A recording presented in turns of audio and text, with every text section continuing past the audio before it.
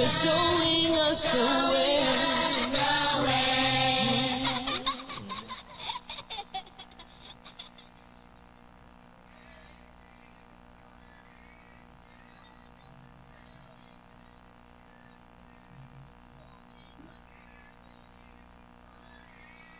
Go ahead, Kim.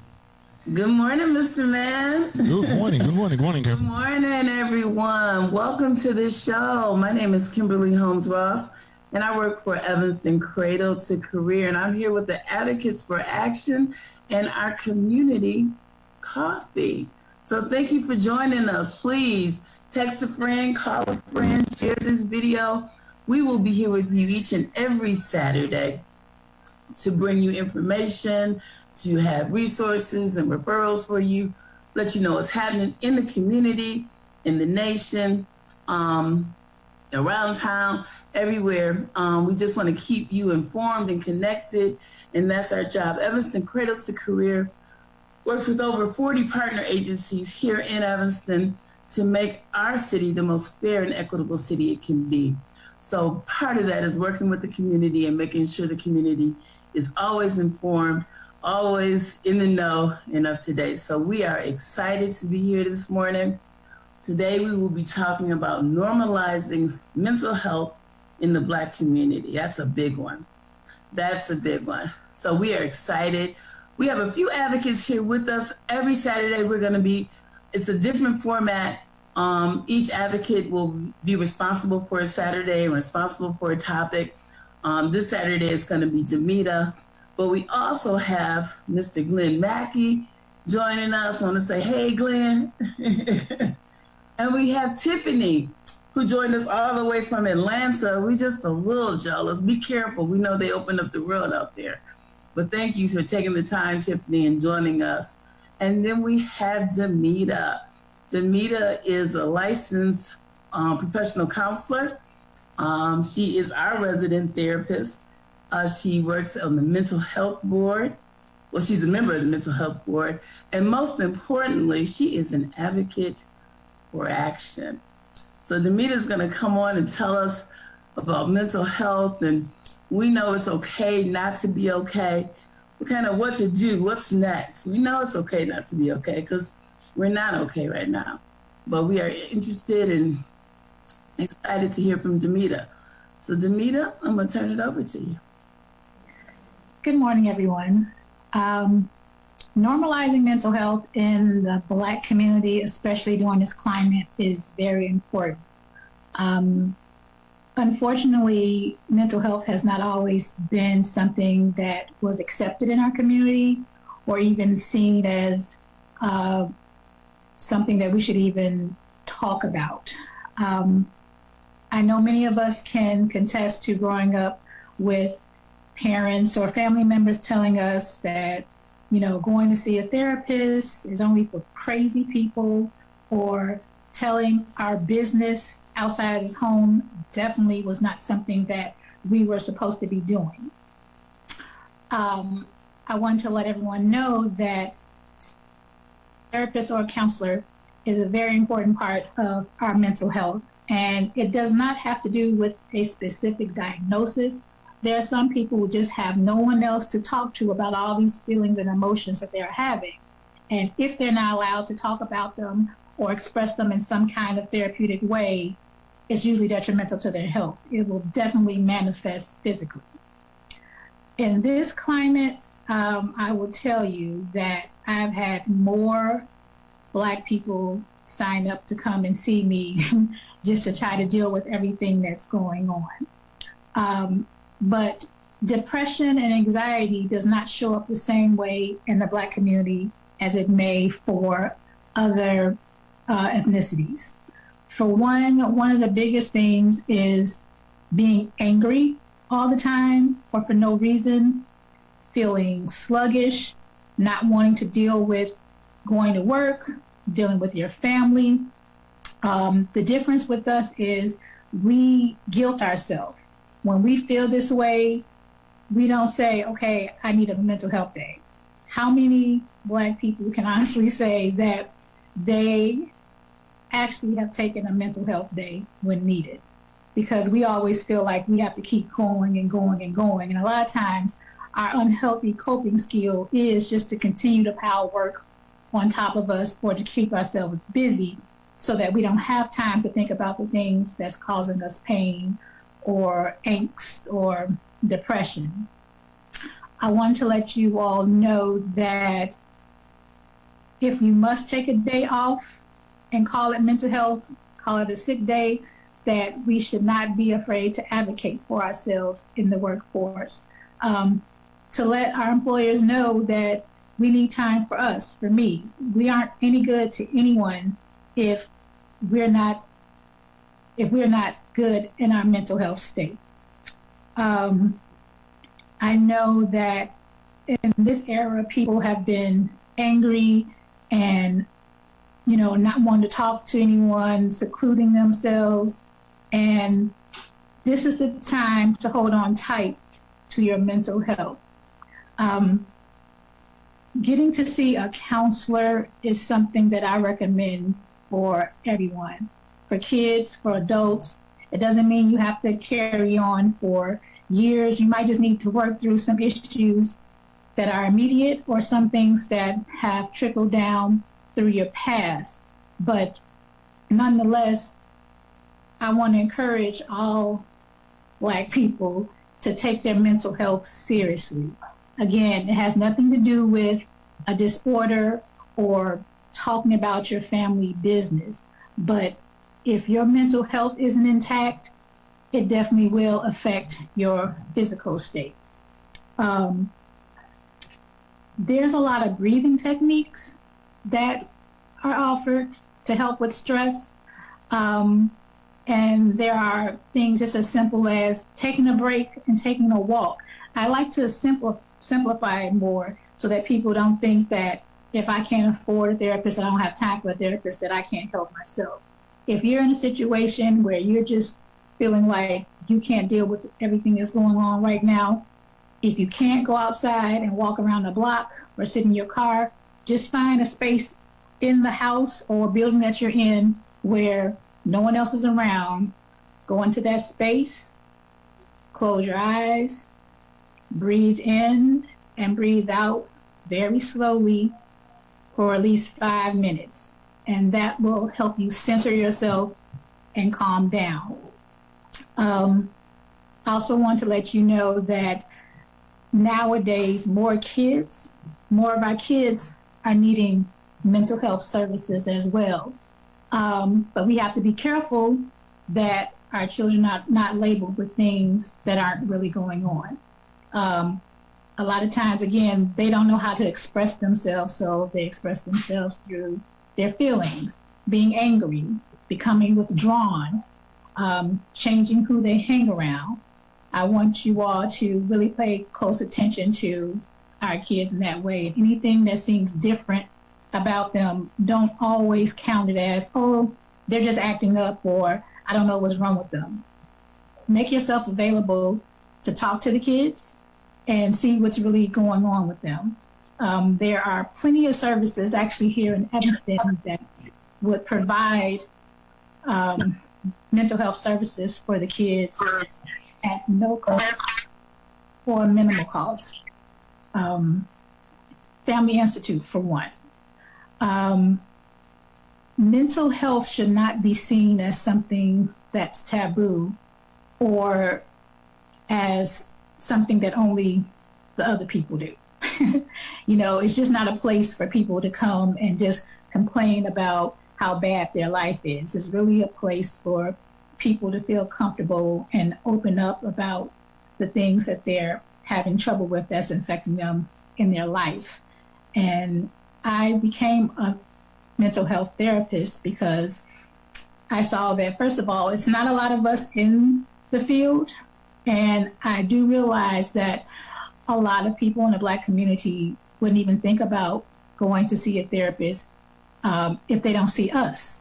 If we're not represented, a lot of people don't feel comfortable in telling their deepest feelings or issues to someone they feel cannot connect with them. So I encourage you, we are out here.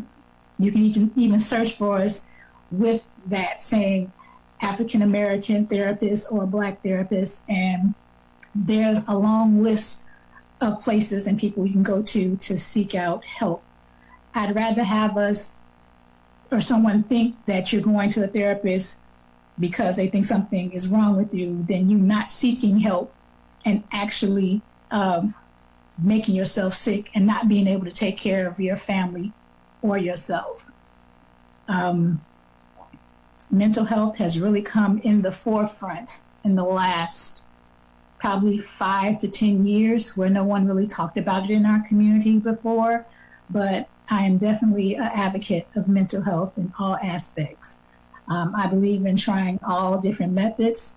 I also use art therapy, which usually helps a lot with kids. You know, kids don't like to just talk one-on-one about what's going on with them. But I find if you give them an outlet to express themselves through art, through drawing, playing games, eventually they'll feel comfortable enough to talk to you about what's going on. And you can actually do this yourself, parents or teachers, to kind of help get inside their head a little bit. I definitely don't advocate people not at least going to seek mental help because they're afraid of the stigma. For too long, the Black community has not sought help in different areas, especially in schools, for fear of the stigma. Please don't do that. Please go and see someone. And it could be something simple that you can work out, you know, with a couple of sessions, or maybe you need to go longer. But the point of the matter is your mental health is very important, and it's time that the Black community takes their mental health as serious as they would do anything else. Thank you. Man, thank you, Danita. And I'm so glad to hear that you're seeing more and more, even in your practice, Black people coming and seeking services. We are hurting right now, and we have to know that it's all right to hurt, but we have to take care of our mental wellness. Danita, can you please get in the comments for us where you can search for Black therapists and Black counselors? Because we know sometimes that's the issue. Sometimes we want to talk to us and see us. And if that's the case, Danita's telling us that there are places to go. So please, you guys, if you think you need some help, let's go get it, okay? We're going to get that information in the comments. We've had a couple more advocates join us. Hey, Sandra. Hey, T. Thanks for coming on this morning. We're going to take a quick break, and we're going to come back, and we're going to talk to Chef Alexa, and we're going to hear about her mental health journey. So we're going to take a break. We'll be back in a moment.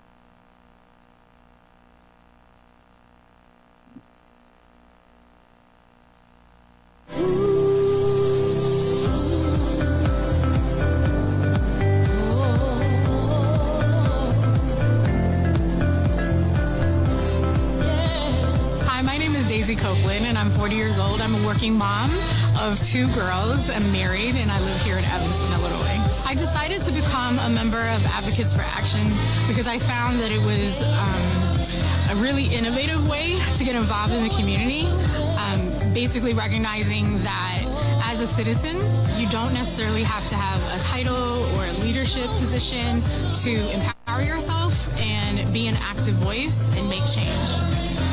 My name is Glenn Mackey, and happily married, and I'm a father of a daughter. The Advocates for Action, I think, basically, to make it really simple, they're a group of concerned residents, citizens of Evanston, that had got together, organized ourselves, educated ourselves, and started a process of continuous learning and understanding and incorporating different ideas into our environment so we can start liberating people and educating people. The approach that I wanted to have as it pertains to the model of training for Advocates for Action, we call it the 4 Ds. It is training for Advocates for Action. I'm an advocate.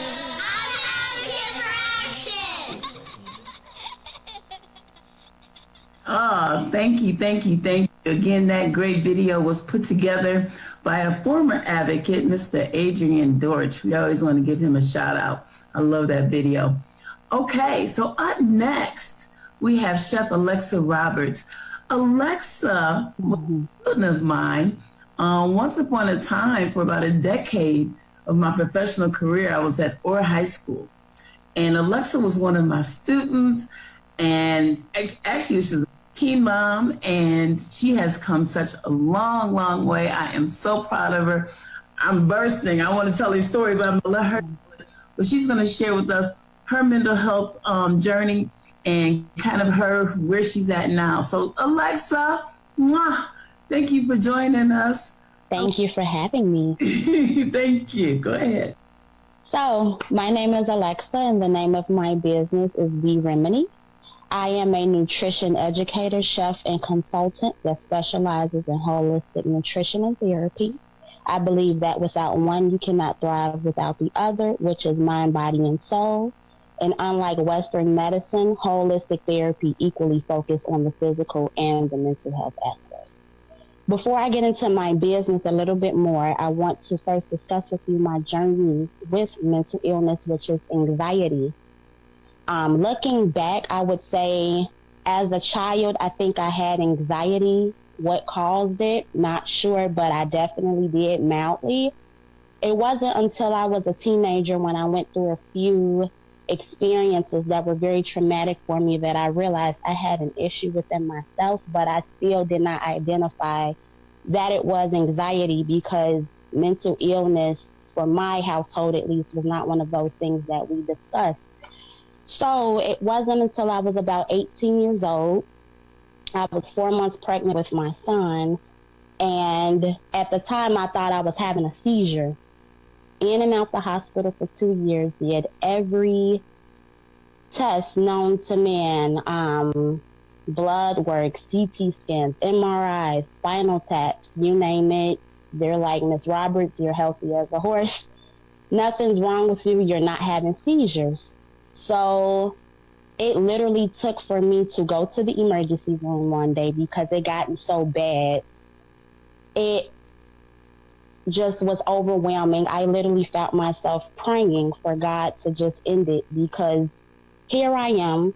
I know something's wrong. I'm steady going to the doctor that's telling me nothing's wrong, and they've done nothing but try to shove prescription medication down my throat, which wasn't working. It was making it worse. And I just went to the emergency room as a last hope type of thing. And I think the lady wasn't even done with her internship. I think she was interning, and she pretty much told me, you're not having seizures. We see that. You're having panic attacks that come with convulsions, which I never knew could happen. And I did my own research. And also while I was there at the emergency room, she gave me a pamphlet of different counselors and therapists that could possibly assist me because I was not interested in medication. So I went to this therapist, and it was crazy because I had normalized, like a lot of us do, traumatic experiences so much that I didn't realize that I was suffering from PTSD as well from different situations I had been in. And as I'm breaking down all these barriers with this therapist and just finally getting some type of normalization with what I was going through, she did the best thing for me, which was gave me a flyer for this group of individuals that would meet every Friday evening to discuss their mental illness, whether it was anxiety, depression, bipolar, schizophrenia, mild to severe. It was a collective of about 13 of us. We would meet weekly, and we would discuss what we were going through. And it was a beautiful thing. And like I said, the best thing she could have done for me, because for once in my life, I think I had been dealing with this for 4 years. I finally felt like I wasn't a weirdo, a freak, someone who, you know, was alone. And it was an incredible thing because here are all these other people being vulnerable with me and expressing what they've been going through. So that there for me gave me the courage and the inspiration to fight. of course, not just for physically, but mentally, to fight for my freedom, my mental freedom. And I started doing research about how to relieve anxiety in a natural way or an alternative way, which wasn't Western medicine.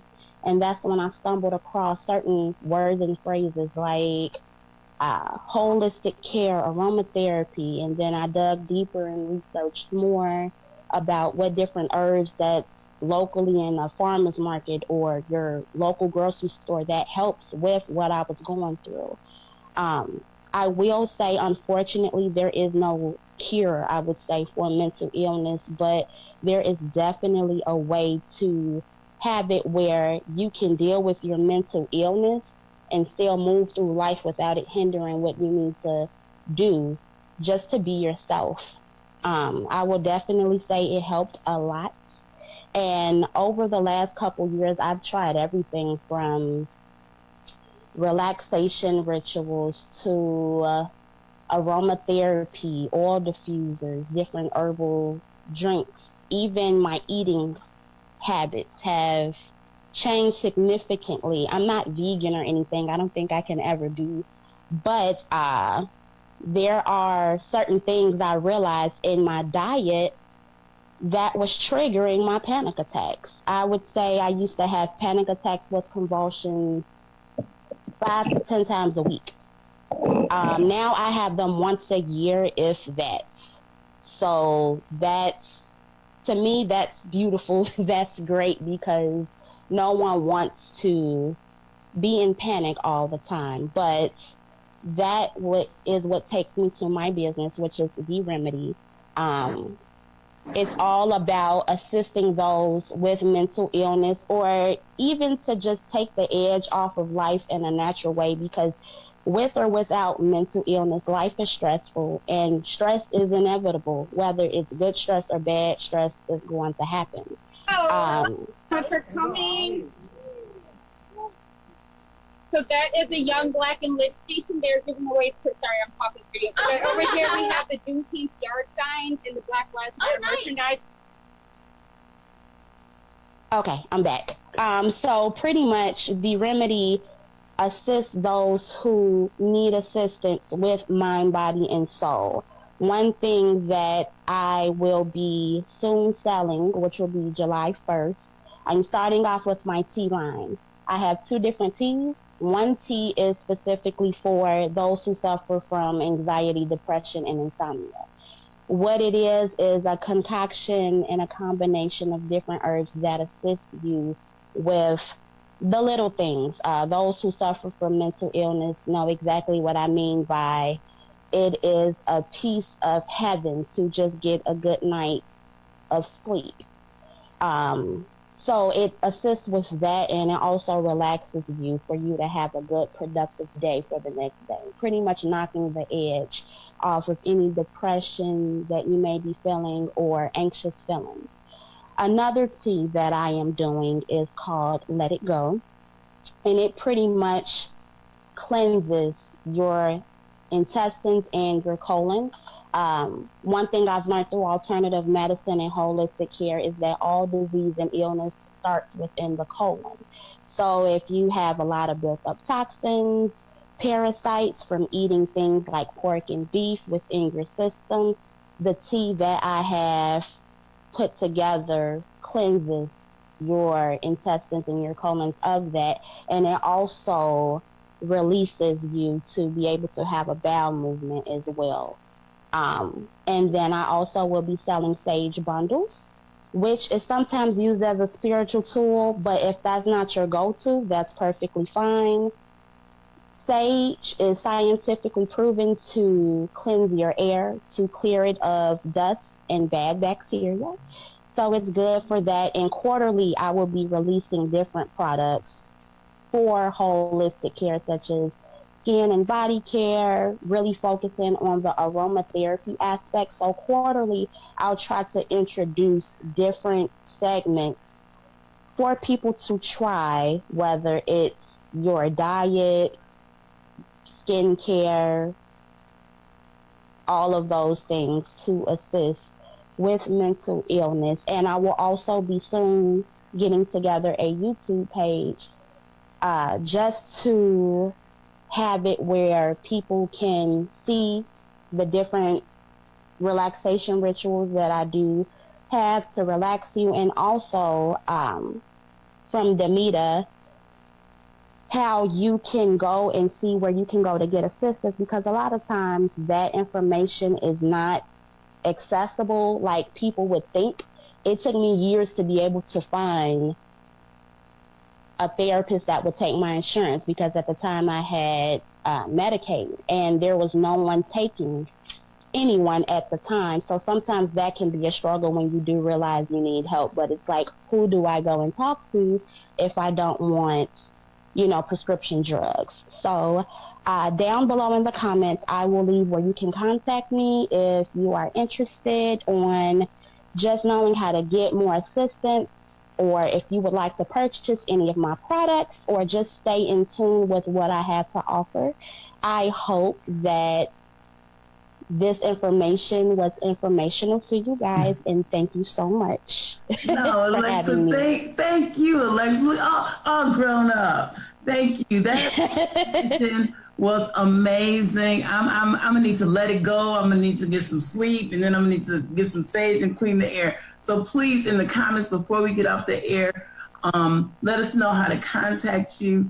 Thank you for sharing your story. I mean, we all know life is stressful and we need to take the edge off, and we have to figure that out, whether it be a holistic path or, like Demita told us, taking a walk, finding a place, or really finding that right person to talk to, that right professional person. Before we get off the air, because I know it's almost time for us to go, Mr. Man, next week is Juneteenth, but in Evanston, we're celebrating it all month. And we have, but I don't see her, Kimon Hendricks here with us, who actually is having a pop-up shop today. If you like a Juneteenth sign for your yard, she's having a pop-up shop down in Yo Fresh. I'm going to tell you about it. And if you like my earrings, I don't know if you can see them, you can get some of those too. But come on real quick and tell us about it. Absolutely. So we are here right now in front of Yo Fresh. This is a representative from Young Black and Lit. And we're doing a pop-up shop in support of the Juneteenth parade that's coming up. So we have Yo Fresh here that is giving out free children's book that features all Black characters. They are a nonprofit organization here in Evanston. Yay, thank you guys so much for coming out. Thanks for having us. And then I'm going to move on over here where we have are you guys able to see? Yeah? Okay. So where we have our Black Lives Matter jewelry, we have necklaces, we have earrings, we have also keychains, some more different types of earrings, and a whole bunch of Black Lives Matter merchandise. And we also have our yard signs here, if you'd like to purchase a yard sign.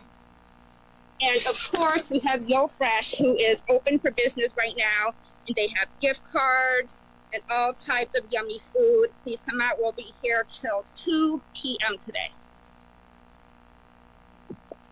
Kimon, thank you for jumping on and giving us that information. And Kimon, along with Young Black and Lit, I didn't get to say, hey, our first and second round grantees, Yes. they won community building from Advocates for Action. So how apropos that you guys are on the show doing big things. We appreciate you so much. I got my yard sign in the yard. If you don't have your yard sign or some Black Lives Matter jewelry, come on down to Yo Fresh. Give us the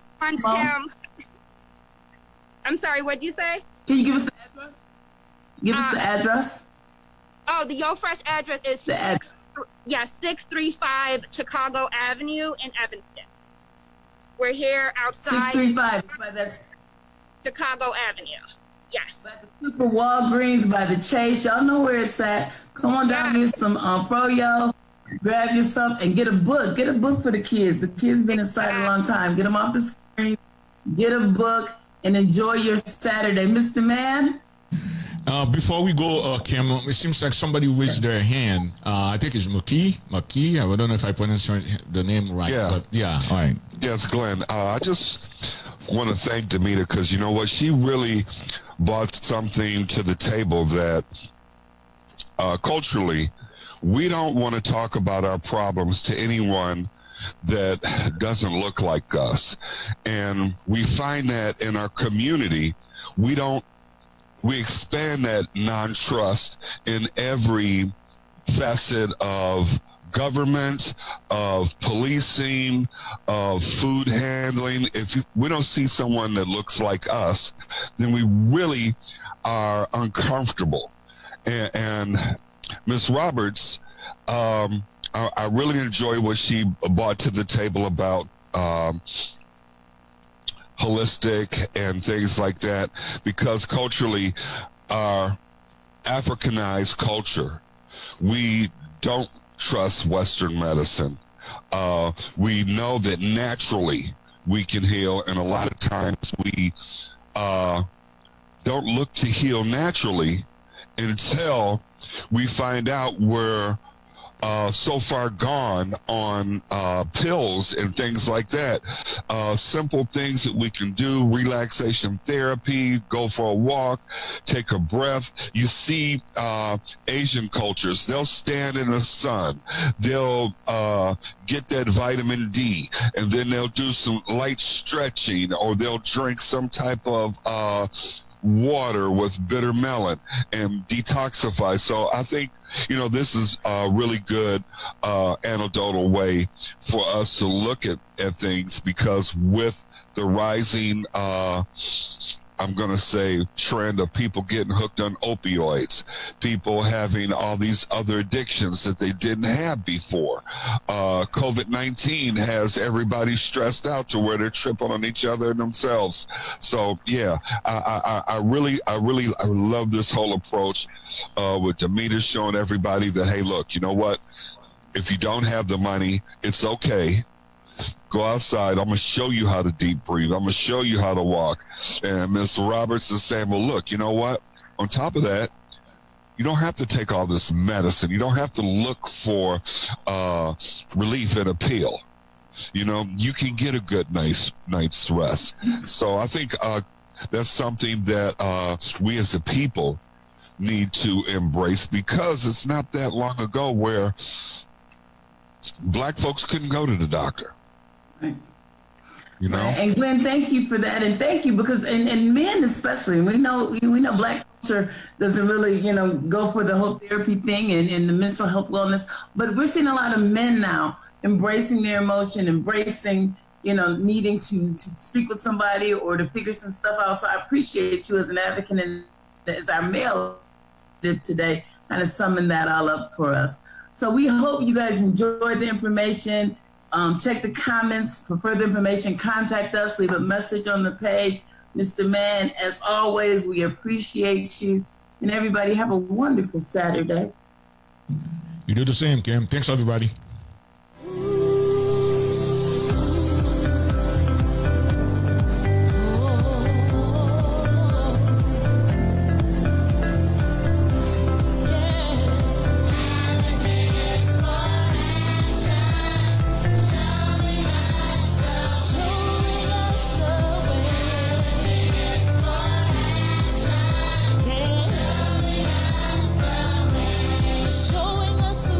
Listening to Evanston Cradle to Career Advocates for Action. Please join us again next Saturday for another show. Today's program was produced and broadcast by Radio La Difference.